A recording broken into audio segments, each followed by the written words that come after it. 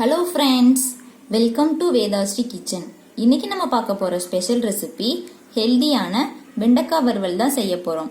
படிக்கிற குழந்தைங்களுக்குலாம் மூளை வளர்ச்சிக்கு வெண்டைக்காவை சாப்பாட்டுல அதிகமா சேர்த்துக்கிறது ரொம்ப நல்லது. நாம இன்னைக்கு குழந்தைங்களுக்கு பிடிச்ச மாதிரியான ஒரு வெண்டைக்காய் வறுவல் தான் செய்ய போறோம். வாங்க எப்படி செய்யலாம்னு பார்க்கலாம்.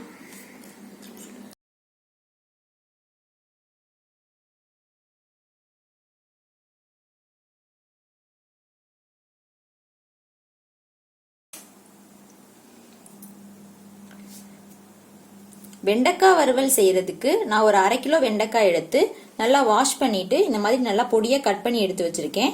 இப்போ இதை நல்லா வதக்கிட்டு வெண்டைக்காய் வறுவல் செஞ்சிடலாம். வெண்டைக்காய் வதக்குறதுக்கு ஒரு கடாய் எடுத்துக்கோங்க. கடாய் நல்லா சூடானதும் இதுல ஒரு 2 டேபிள் ஸ்பூன் எண்ணெய் சேர்த்துக்கலாம்.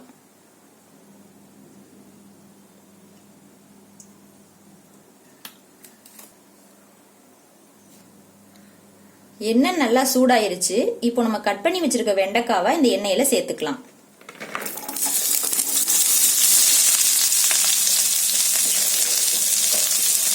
வெண்டைக்காய் சேர்த்துட்டு ஸ்டவ்வை மீடியம் ஃப்ளேமுக்கு கொஞ்சம் கம்மியாவே வச்சுட்டு அதோட வளவளப்பு போற வரைக்கும் நல்லா வதக்கிக்கலாம்.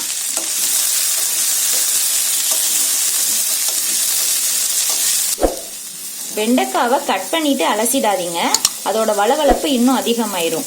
அதனால நல்லா வாஷ் பண்ணிட்டு அதுக்கப்புறமா கட் பண்ணிக்கோங்க.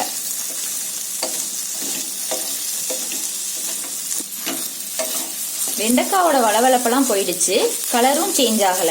இந்த அளவுக்கு நல்லா வதக்கிக்கோங்க. இப்போ இதை வேறொரு பிளேட்டுக்கு மாத்திரலாம்.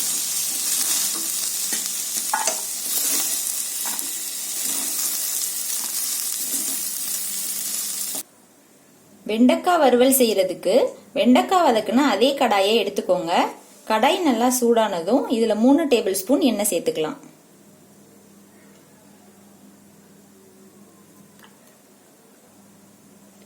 எண்ணெய் நல்லா சூடானதும் இதுல 1 டீஸ்பூன் சோம்பு சேர்த்துக்கலாம்.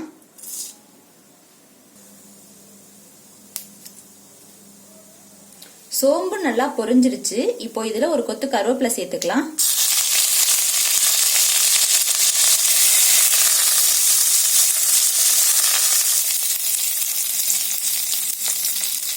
இப்போ இது கூட ஒரு பெரிய வெங்காயம் எடுத்து பொடியா கட் பண்ணி வச்சிருக்கேன், அதை சேர்த்துக்கலாம்.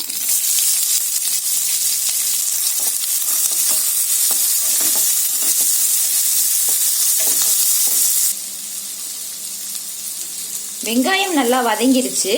அடுத்ததா ஒரு தக்காளி எடுத்து பொடியா கட் பண்ணி வச்சிருக்கேன், அதை சேர்த்துக்கலாம்.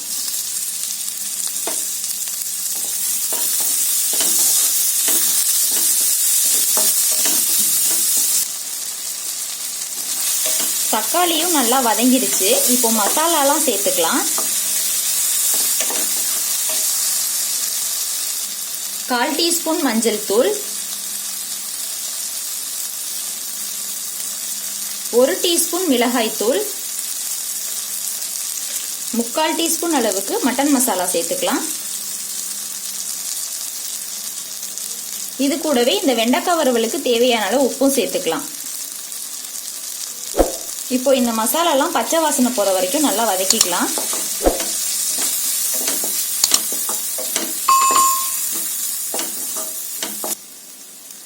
மசாலாலாம் எண்ணெயிலே நல்லா வதங்கிடுச்சு. இப்போ நம்ம வதக்கி வச்சிருக்க வெண்டைக்காவை இது கூட சேர்த்துடலாம்.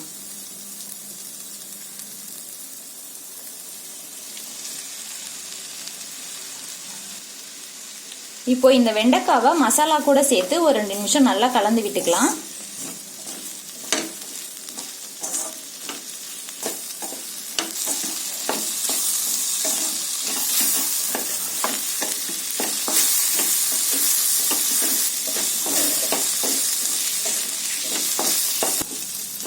வெண்டைக்காய் மசாலா கூட சேர்ந்து நல்லா கோட்டாகி ரெடி ஆயிருச்சு. இப்போ ஸ்டவ் ஆஃப் பண்ணிடலாம். இந்த வெண்டைக்காய் நம்ம ஊர்ல ஈஸியா கிடைக்கக்கூடிய ஒரு மலிவான காய்கறி தான். குழந்தைங்களுக்குலாம் வாங்கி அடிக்கடி செஞ்சு கொடுங்க, விரும்பி சாப்பிடுவாங்க.